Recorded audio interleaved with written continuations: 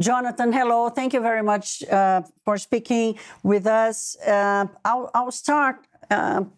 You're coming to Brazil next week, and I would like to know, I know that you spent some time here, but I would like to know how much of the cultural and the reality differences between the countries affect the degree of the impact or the effects of screens and social networks on children.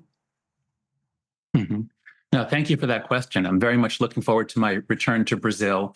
I spent 2 months in Brazil in 1989 doing my dissertation research. I know the country has changed a lot since then.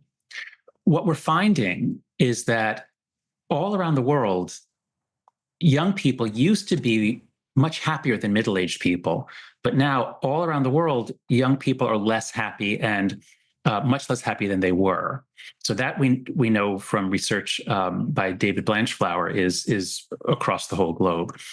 When we look specifically at research on depression and anxiety, what we find is that it's up in almost all Western countries, but it's up a little less in countries that have strong social cohesion, in which children are anchored in groups, in religious communities.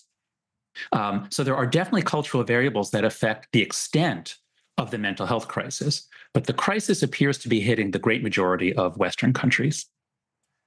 Jonathan, thinking about what you just have said, what's the difference between, for instance, we have the data about anxiety between teenagers that we didn't have decades before.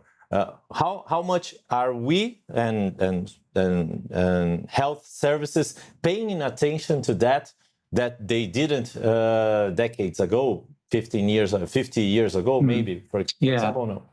Yeah. So many people have said, oh, it's not real. It's just young people are more comfortable talking about it now, or psychiatrists are more likely to diagnose it now.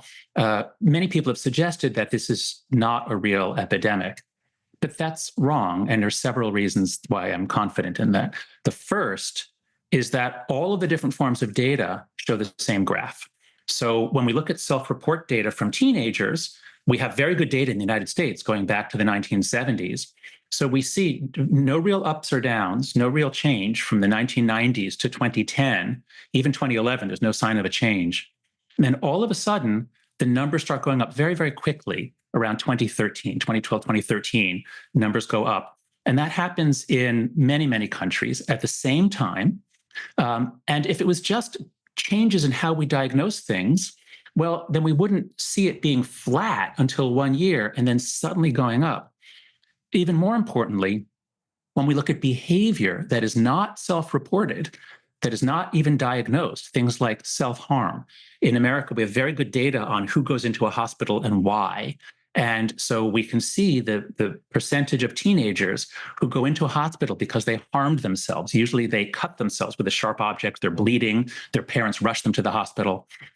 Those also were very flat from the 90s through about 2010, 2011. And then all of a sudden, they go shooting up. And the same thing happens in the UK, similar things in Australia, Canada, Northern Europe. So whether we're looking at psychiatric diagnoses or self-report or objective behavior, they all show the same pattern across many countries. So I am very confident that this is real. This is not an artifact of changing diagnostic criteria.